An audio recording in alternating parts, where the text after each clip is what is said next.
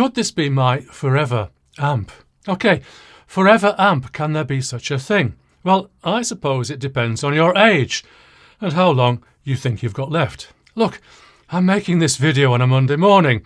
Did you expect sweetness and optimism? Well, actually, I am optimistic about the S.M.S.L RAW-HA1 amplifier. Amplifier? Well, I could call it a combined power amplifier and switcher. Call me old-fashioned, but I can't get away from the idea that anything that's called an integrated amp should have a phono input for a turntable, a record player, to play your vinyls, should anyone still have any in this supposedly advanced decade. Anyway, that's what it is. You can switch among various sources and amplify whatever goes in to your headphones or speakers. Oh, both your normal 1/4-inch headphones and your balanced headphones on a 4.4mm socket. Did I say normal 1/4-inch headphones?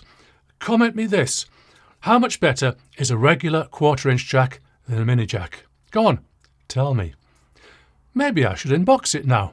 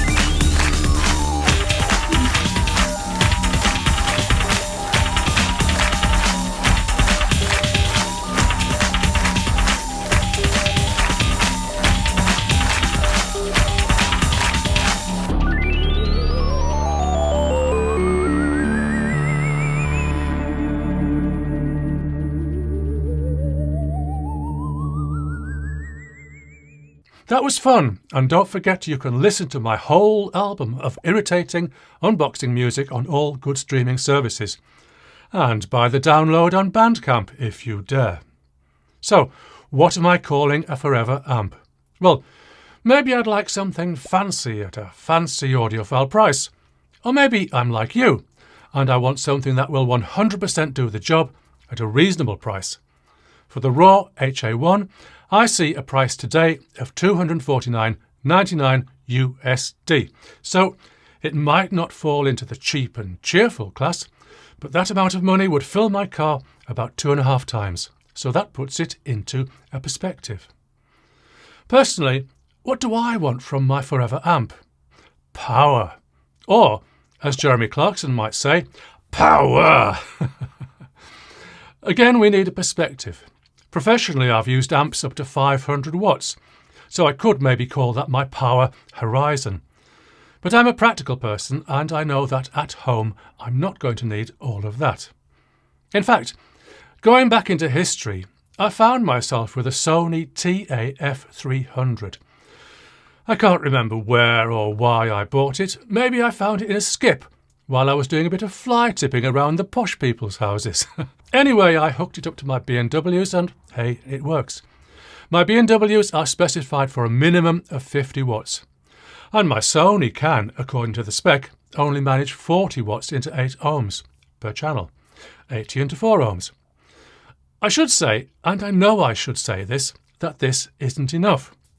But I watch Fast and Furious, or maybe a bit of John Wick, who doesn't love that? And I'm perfectly satisfied. And where I live, I'm lucky enough to be able to pump up the volume as loud as I like. I don't mind comments on this, actually. You can tell me if I'm wrong, if you like, and I desperately need more power. But don't worry, you won't spoil my enjoyment. as I said, I'm a practical person, an enthusiast, maybe not quite an audiophile. So, what can the S.M.S.L RAW-HA1 provide in terms of power? What can it do? See what I did there? Oh, never mind. As you probably know, we live in an age where power output is commonly, well, I wouldn't say exaggerated, but measured in a flattering way and without the detail we need in the spec, as well as the number. What we need, and I'm not going to do that again, is watts average power, which is commonly referred to as watts RMS. Not peak, and certainly not peak to peak. And hey, it's right in there in the RAW-HA1's manual. 85 watts RMS per channel into 8 ohms. 165 into 4 ohms. Come on, I need to drill deeper, don't I?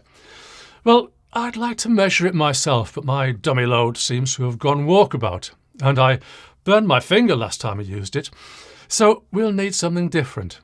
How about this? This is from S.M.S.L's website. I'm going to take their claims as gospel. In the UK and probably elsewhere, they would be in actual legal trouble if they overstated. What we see here is that, trying to interpolate visually, and considering that some of the graduations are a bit faint, that we get to about 80 watts for 5% distortion at 8 ohms, which matches the spec to an approximation. In the very most humble opinion that I can manage, I consider subjectively, and in my opinion, that 5% distortion for a power amplifier is too much. I'd have to grant, though, if this is the point where Vin Diesel drives through a skyscraper or two, a moment of 5% distortion or even clipping will probably go unnoticed. Looking at the chart again, I judge that the power output for 0.1% distortion, which has been regarded as a benchmark for eons gone by, is about 60 watts. 60 watts average power per channel into 8 ohms for $250 US. I'll take it. I'm going to skip a few things that you can easily learn from S.M.S.L's website, links below, so I can give you some more opinion, which is why you're here, is it not? The range of inputs is fine, the interface is fine, the audio quality is fine. Come on, you didn't expect me to do all that woo-woo stuff, did you? You can get plenty of that in other YouTube reviews, if you can believe it.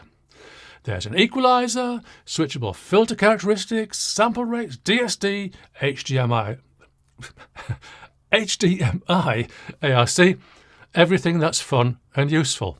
Oh, and MQA too. So why could it be my forever amp? Well, as I said, I've been happy with my Sony, and for quite a number of years now. So happy, in fact, I bought a couple more for cheap from eBay for my various purposes. But the one thing that annoys the hell out of me, you're going to have a laugh now and say that I should have sorted this years ago.